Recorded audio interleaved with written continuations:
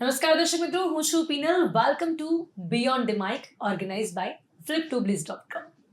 તો દર્શક મિત્રો, આજે આપણે વાત કરીશું વધુ એક એવી જ પર્સનાલિટીની સાથે કે જેમણે પણ ઘણું બધું સંઘર્ષ કર્યું છે, સફળતા મેળવી છે, ને આવા જ અલગ અલગ લોકોની સાથે, અલગ અલગ વ્યક્તિઓની સાથે આપની મુલાકાત કરાવતા હોઈએ છીએ કે જે લોકોએ ખૂબ જ નાના પાયે શરૂઆત કરી હોય ને ત્યારબાદ ઘણી બધી મહેનત કરીને પોતાની કંપનીને પોતાના નામને એક મુકામ સુધી પહોંચાડ્યું હોય. કેમ કે આવી જ ઘણી બધી સ્ટોરી સાંભળીને આપણે પણ મોટિવેટ થતા હોઈએ છીએ. તો આજે વધુ કેવી જ પર્સનાલિટી મારી સાથે આ કાર્યક્રમમાં જોડાઈ રહી છે. સંજય કેમિકલ વર્ક્સ યુનિટના India sales head Jignesh Pandyaji આપણી સાથે છે. Jigneshji, welcome to the show. Thank you. Jigneshji, સૌથી પહેલાં અમે આ કાર્યક્રમમાં જેમ કે કહ્યું કે આવી જ પર્સનાલિટીની સાથે વાત કરતા હોય છે કે જે લોકોએ ઘણી મહેનત કરી છે. સંજય કેમિકલ કંપની કે જેનું નામ પણ ઘણું સાંભળ્યું છે. તો સૌથી પહેલાં હું એ જ પૂછવા માંગીશ, જાણવા માંગીશ કે આ કંપનીની શરૂઆત કેવી રીતે થઈ હતી, કઈ રીતે આપની આ જર્નીની શરૂઆત થઈ? Yes, Sanjay chemical works unit એ અત્યારે અમે ચાંગોદરમાં એસ્ટાબ્લિશ છીએ. બેઝિકલી આ કંપનીની શરૂઆત 1975માં થઈ હતી અને ત્યારે આ ગ્રુપમાં 5 થી 6 પાર્ટનર હતા. જે તે ટાઈમે અમે કંપની શરૂ કરી ત્યારે. હવે 1975માં જ્યારે અમે કંપની શરૂ કરી ત્યારે અમારી પાસે કોઈ એવો એજન્ડો નહોતો કે અમારે શું બનાવવાનું છે કે શું કરવાનું છે. જસ્ટ ત્યારે મેં શરૂઆત કરી હતી અને અમે એની પહેલા ટ્રેડિંગ કરતા હતા અલગ અલગ કંપનીઓનું. એ ટ્રેડિંગમાંથી અમને એવું લાગ્યું કે અમારે કંઈક નવું કામ કરવું જોઈએ. ટ્રેડિંગથી શરૂઆત થઈ હતી? હા, અમે પહેલા શરૂઆત ટ્રેડિંગથી કરી હતી, પણ પર્ટિક્યુલર પરફ્યુમનું ટ્રેડિંગ નહોતું. અચ્છા. એ રેડી પ્રોડક્ટ હતી, જેમ કે પામોલિવ, ત્યારે પામોલિવનું નામ ચાલતું હતું. તો પામોલિવનું કામ અમે ત્યારે ટ્રેડિંગનું કરતા હતા જે તે ટાઈમે. પછી 1975માં અમે એક ગ્રુપ ક્રિએટ કરી અને કંપની સ્ટાર્ટ કરી. કંપની સ્ટાર્ટ કર્યા પછી અમે એમાં ફ્રેગ્રન્સની શરૂઆત કરી બનાવવાની. પરફ્યુમ બનાવવાની શરૂઆત જે અમે કરી એમાં સૌથી પહેલા નામ શું રાખવું એ ટાસ્ક આવ્યો અમારી પર કે ભાઈ આપણે સંજય કેમિકલ જે નામ પડ્યું અમારું એ કેવી રીતના પડ્યું એ થોડું તમે ડિટેલ્સમાં લઈ જશો. સૌથી મને પણ મનમાં એ જ સવાલ થાય કે બીકોઝ જનરલી જે પણ કંપનીનું નામ હોય એમના જે પણ વ્યક્તિ અમારી સાથે આવે એમનું નામ હોય, કદાચ તો કાં તો પછી એમના છોકરાનું નામ હોય, એવું કંઈક ને કંઈક હોય છે. પણ એટલે હું આપને પૂછવા નહીં જતી કે વાય સંજય કેમિકલ. યસ, હવે કેવું છે કે જ્યારે કોઈ પણ પાર્ટનરશિપ ફર્મ હોય ને એ જ્યારે બને અથવા જ્યારે છૂટી પડે ને ત્યારે બધા ઇન્ટરનલ ડિસ્પ્યુટ ચાલતા હોય છે અને પછી કંપની છૂટી પડતી હોય છે. અમારા કેસમાં આજે 50 વર્ષ પૂરા થયા, પણ આજે પણ અમારા દરેક પાર્ટનર સાથે સંબંધો એવા ને એવા છે. અમારા દરેક પ્રસંગોમાં એ બધા હાજર હોય છે અને આજે પણ આખું અમારું ફેમિલી એક જ છે.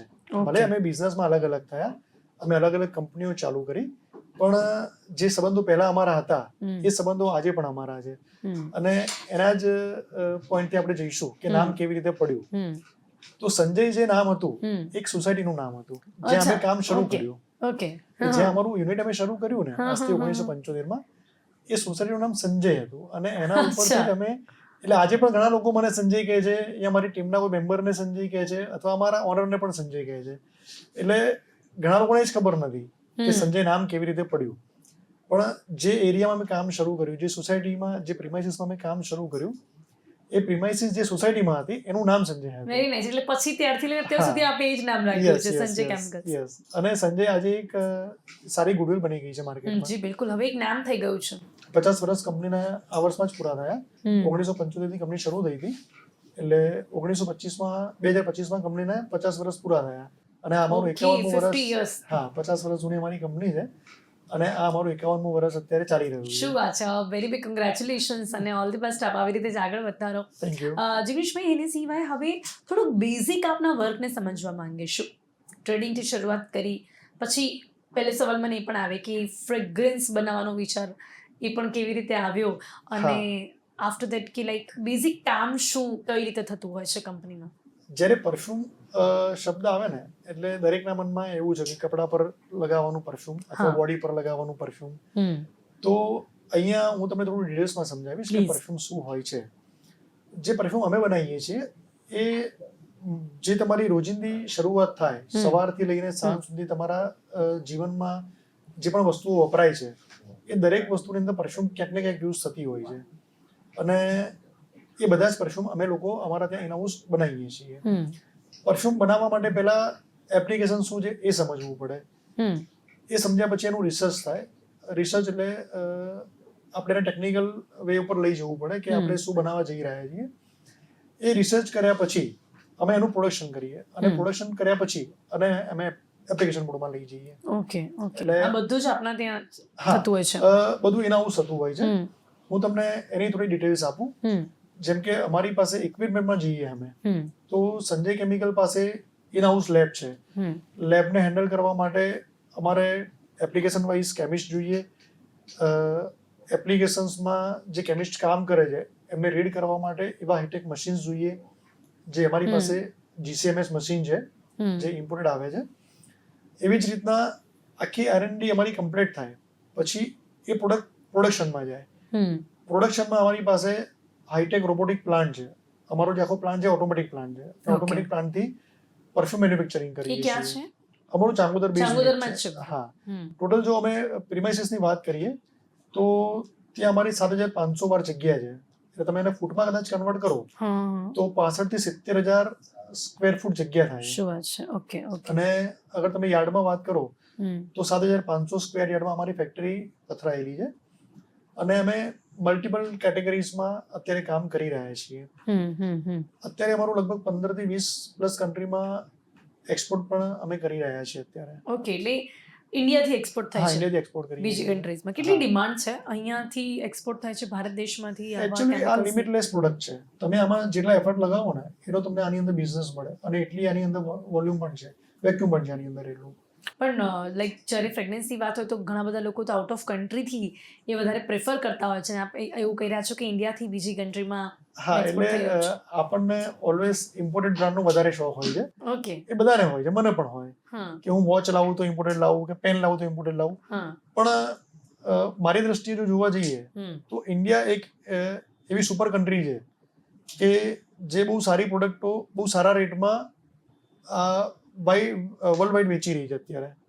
તમે જો ચાઇનાને બાદ કરો તો સેકન્ડ લીડિંગ મેન્યુફેક્ચરિંગ કન્ટ્રી અગર જો હોય તો એ ભારત છે આપણું. કેમિકલ્સ દરેક સેગમેન્ટમાં અને ખાસ કરીને ફ્રેગ્રન્સમાં તો ખાસ, કેમ કે જે અધર કંપની દુબઈ સાથે કમ્પેર કરો તો આપ શું કહેશો એની માટે? બેઝિકલી ત્યાં કેવું છે કે લોકોને એક એવું માઇન્ડમાં છે હમ. કે ઇમ્પોર્ટેડ એટલે સારું હોય, પણ એના જે ઓઇલ્સ છે એના જે રો કન્ટેન્ટ છે એ તો ઇન્ડિયાથી જ જાય છે, તો ભારતથી જ જાય છે. ઓકે, અગર જો હું દુબઈથી કોઈ પરફ્યુમ મંગાવી રહી છું તો એવું કહી શકાય છે હા, કે મોસ્ટલી અહીંયાથી જ જતા બેઝિક હશે. વસ્તુ ઇન્ડિયાથી જતી હશે. બેઝ જેનું બેઝ મટીરિયલ છે એ તો ઇન્ડિયાથી જ જતું હશે અને ત્યાંથી રિપેક થઈને પાછું અહીંયા આવે છે. ઓકે. હા, એટલે તમે એને વધારે પૈસા ચૂકવો છો ઇન શોર્ટ.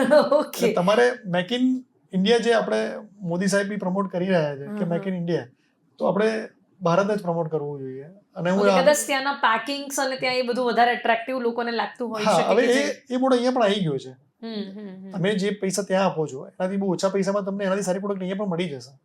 એટલે Yes, પણ એક પેલું ખાલી ટ્રેન્ડ હોય ને craze કે છે. બહારથી યસ યસ Yes, યસ ખાલી craze છે. હવે જે જ્યારે વાત આપણે જેમ કે Sanjay chemicals, it's chemicals, okay, તો કેમિકલ્સ તો ઘણી બધી જગ્યાએ વપરાતું હશે. હા, તો શું શું બનતું હોય છે એ સિવાય? ઇટ્સ લાઈક આપણે આ તો એક વાત કરી પરફ્યુમની, હા, પણ પરફ્યુમમાં યુઝ થાય છે કેમિકલ ને આપણા ત્યાં પણ અલગ અલગ કેમિકલ્સ બનતા હશે. કરેક્ટ. તો એ ક્યાં ક્યાં વપરાય છે? શું શું કેવા કેવા ટાઈપ્સના હોય છે? જનરલી આપણે ડિટેલ્સમાં જઈએ હમ. તો પરફ્યુમ મેં તમને પહેલા જ કીધું છે એમ કે તમારી રોજિંદી વસ્તુઓમાં જે તમે સવારે ઉઠીને ટૂથપેસ્ટથી શરૂ કરો એમાં ફ્લેવર આવે છે, પણ એ પછી તમે જે ફેસ વોશ કરો, સવારે તમે બાથ લો હમ. તો બાથની અંદર તમારે ટોયલેટ સોપથી લઈ, શાવર જેલથી લઈ, શેમ્પૂથી, કન્ડિશનર, શેવિંગ ક્રીમ, હમ. આ બધી જ વસ્તુની અંદર પરફ્યુમ એપ્લાય થાય છે. જ્યાં તમને સુગંધ આવે છે, શોવર જેલ, ટૂથપેસ્ટ, આ બધામાં હા, બધામાં પરફ્યુમ. જેમ કે ટૂથપેસ્ટ છે એની અંદર તમને ફ્લેવર મળે છે. પરફ્યુમનું ફ્લેવર. હા, પરફ્યુમનું ફ્લેવર મળે છે. અને એવી જ રીતના તમે જે શાવર જેલ યુઝ કરો છો કે toilet soap, bathing soap use કરો છો કે તમે હેર વોશ માટે શેમ્પૂ કે કન્ડિશનર યુઝ કરો છો, જેમાં પણ ફ્રેગ્રન્સ આવે છે. હા, જેમાં તમને સુગંધ આવે છે, ઓકે એ બધામાં અમે કનેક્ટ છીએ.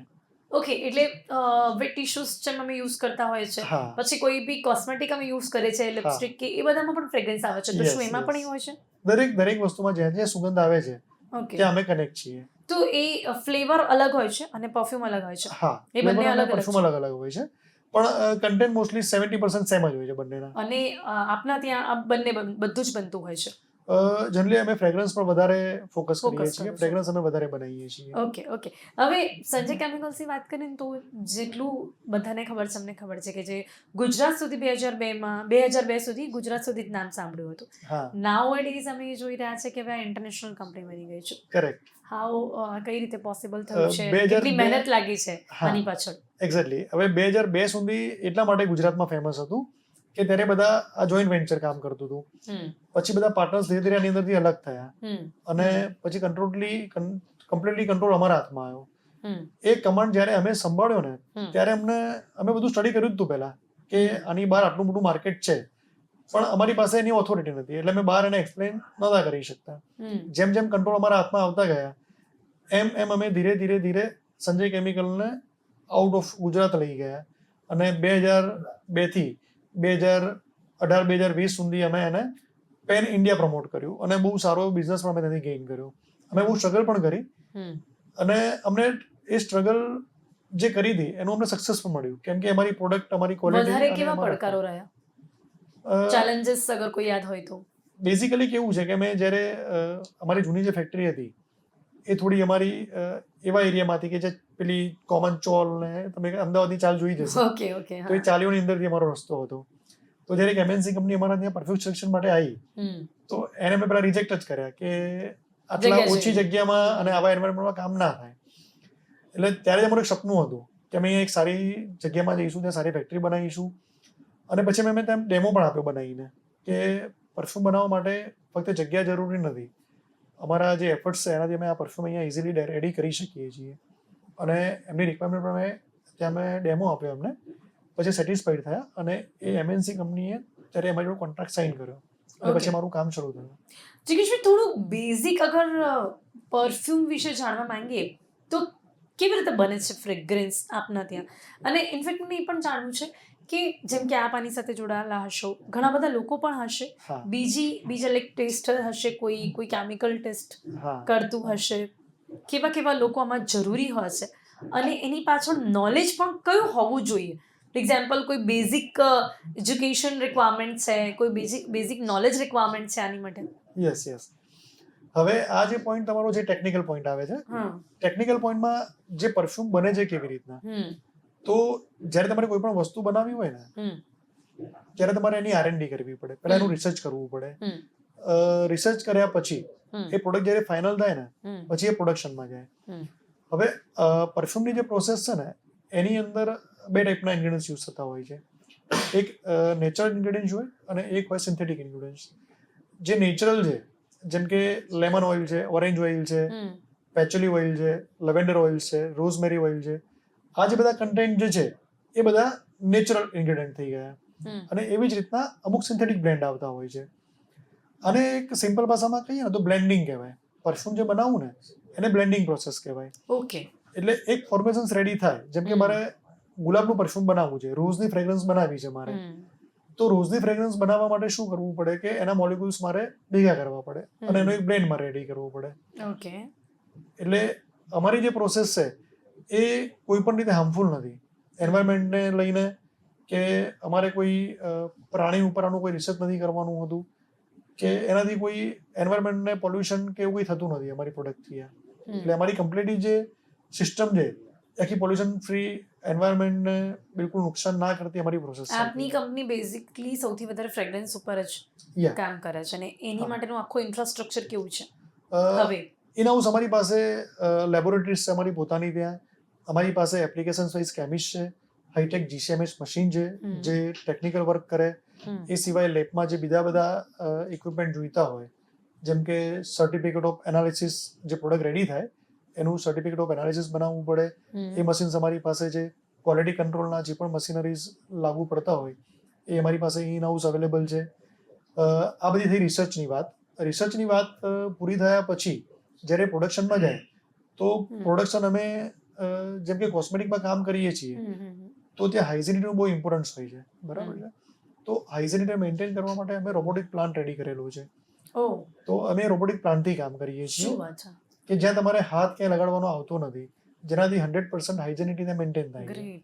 અને ટોટલી અમારું જે કામ જે છે એ કમ્પ્લીટલી સિસ્ટમેટિક કામ છે અને અમે બધું ટેકનિકલ બેઝ પર જ કામ કરીએ છીએ. તો અત્યારે વર્લ્ડ વાઇડ આપણે જોવા જઈએ તો ક્યાં સુધી પહોંચી ગયું છે સંજય કેમિકલ્સ? અત્યારે આપણે 20+ કન્ટ્રીમાં કામ કરીએ છીએ. પહેલા અમે ગુજરાતમાં કામ કરતા હતા, ગુજરાત પછી અમે ઇન્ડિયામાં કામ શરૂ કર્યું અને ઇન્ડિયામાં તો અમને કયા કયા ટાઈપના હાલ બહારની કન્ટ્રીમાં કયા કયા ટાઈપના જઈ રહ્યા છે ફ્રેગ્રન્સ? બેઝિકલી અમે લગભગ 20 થી 25 અને 25 થી પણ વધારે એપ્લિકેશન્સ પર કામ કરી રહ્યા છીએ અત્યારે.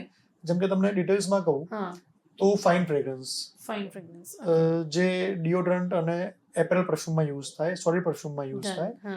પછી કોસ્મેટિક પ્રોડક્ટ થઈ ગઈ, પર્સનલ કેર પ્રોડક્ટ થઈ ગઈ, હોમ કેર પ્રોડક્ટ થઈ ગઈ, પૂજા ડેવિએશન પ્રોડક્ટ જે આપણે બનાવીએ છીએ એ બધી પ્રોડક્ટ થઈ ગઈ.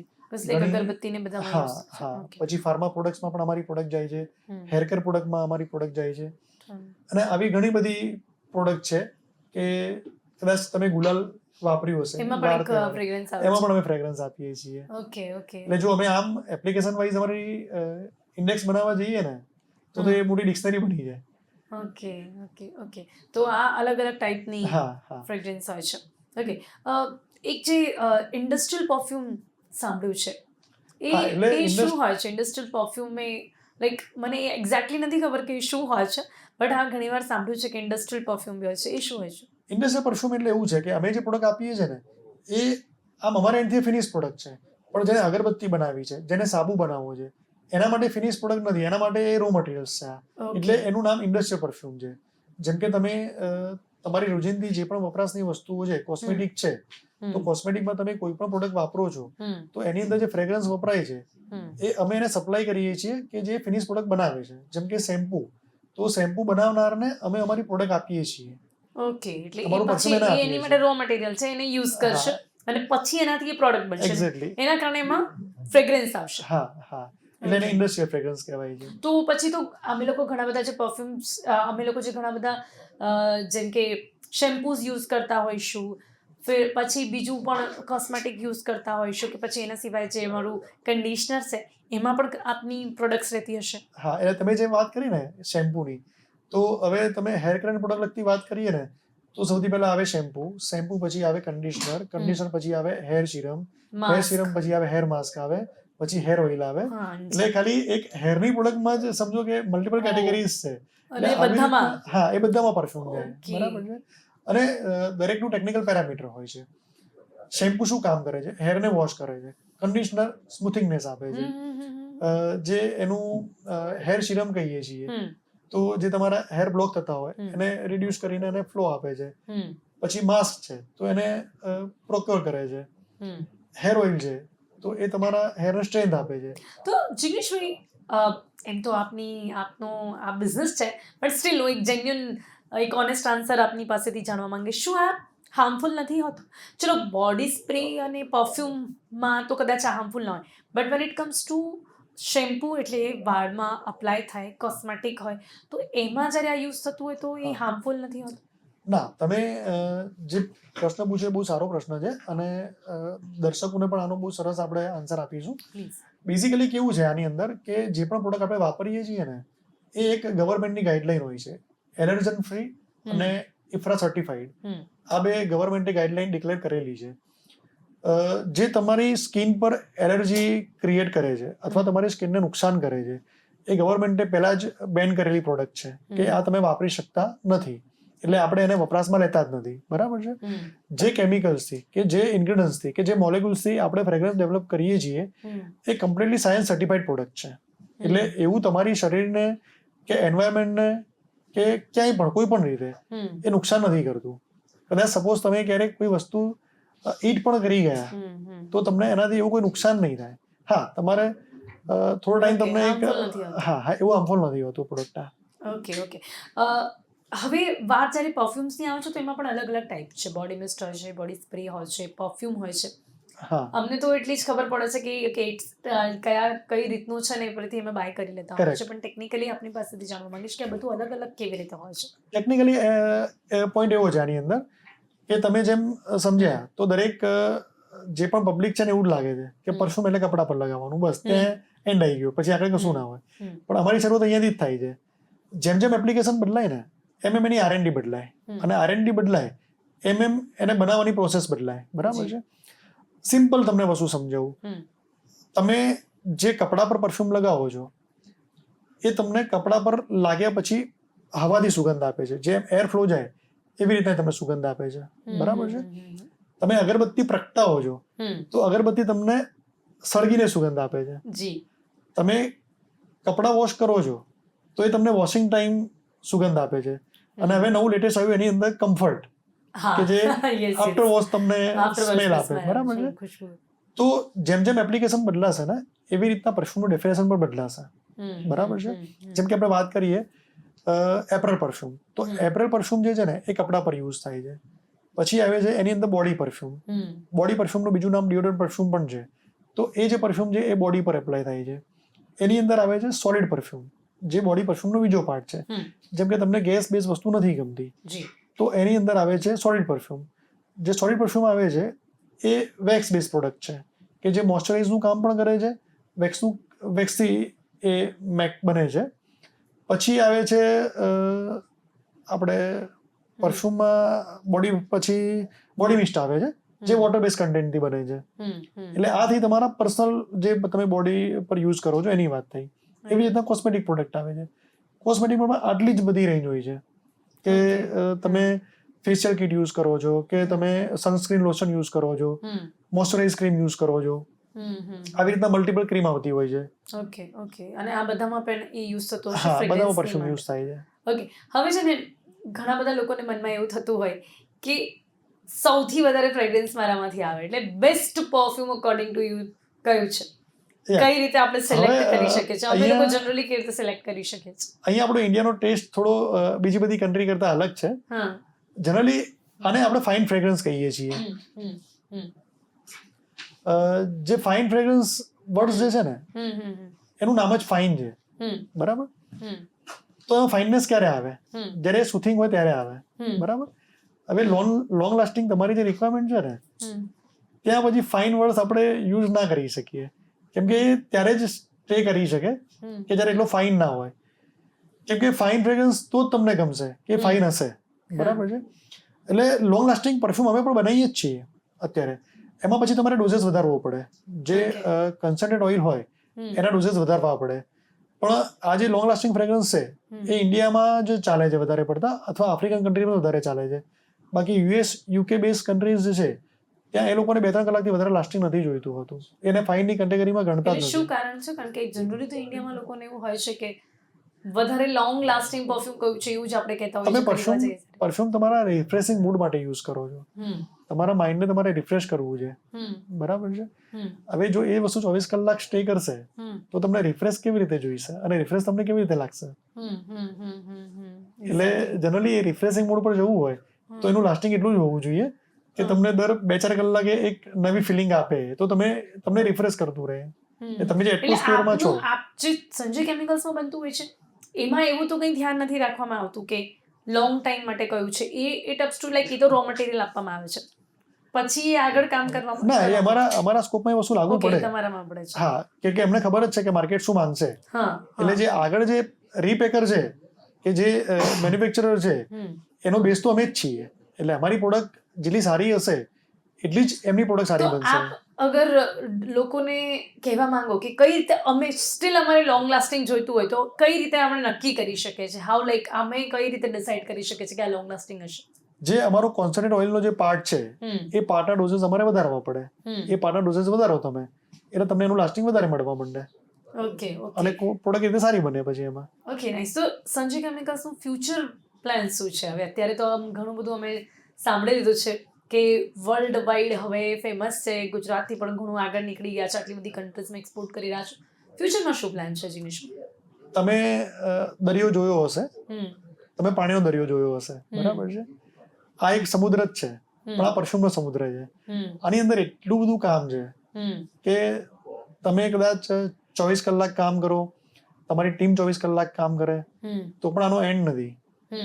એટલી બધી એપ્લિકેશન્સ છે, એટલી બધી રિક્વાયરમેન્ટ છે અને એટલું મોટું માર્કેટ છે. હજુ અમે સમજો 15 કન્ટ્રીમાં જ કામ કરીએ છીએ કે 15 થી 20 કન્ટ્રીમાં જ કામ કરીએ છીએ. હજી ઘણું આગળ અમારી પાસે હજુ તો ઘણું બધું કામ કરવાનું છે. Okay, fine. પણ એની સાથે કોઈ પણ કંપની હોય ને આપના જેવા લોકો હોય ત્યારે વર્કર્સને કેવી રીતે ટ્રીટ કરતા હોય છે એ પણ બહુ જ ધ્યાનમાં રાખવામાં આવતું હોય છે. તો વર્કર માટે અને એની સાથે જ્યારે આ વર્લ્ડ વાઇડ ફેમસ થઈ ગઈ છે કંપની, ત્યારે લોકોની માટે પણ શું કરતી હોય છે? જ્યારે કોઈ પણ સફળતા મળે ને આપણને ત્યારે ટીમ વર્કથી મળતી હોય છે. આજે કોઈ પણ કામ તમે એકલા નહીં કરી શકો.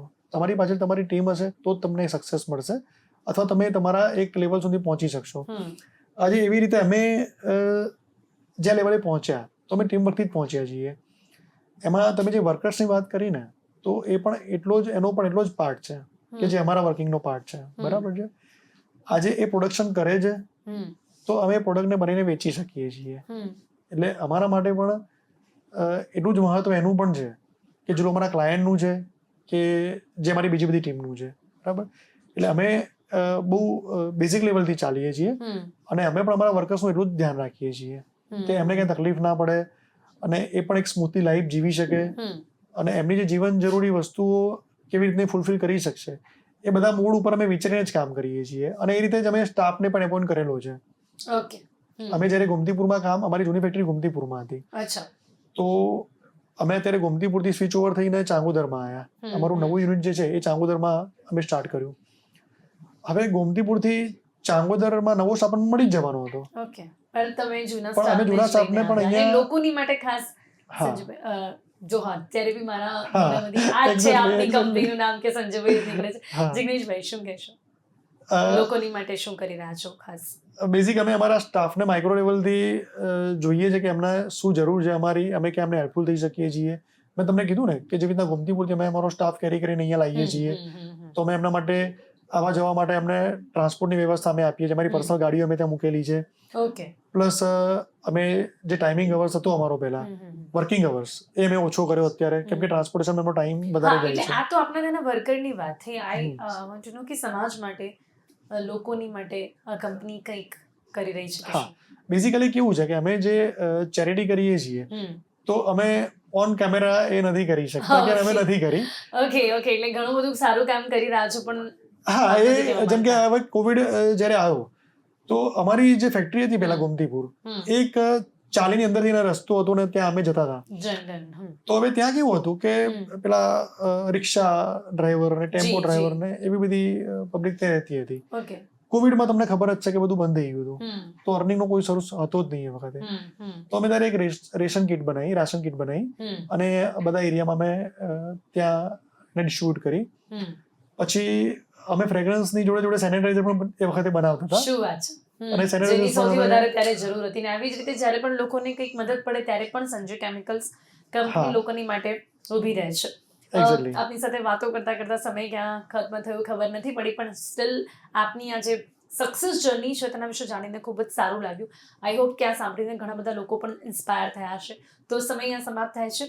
જિગ્નેશભાઈ અને એની સાથે સાથે આપને વેરી ઓલ ધ બેસ્ટ. આપ જે પણ સપના જોઈ રહ્યા છે તે પણ પૂરા થાય અને આ કંપની હજી પણ ખૂબ આગળ વધે. થેન્ક યુ સો મચ અમારી સાથે જોડાવા બદલ. Thank you. વેલકમ.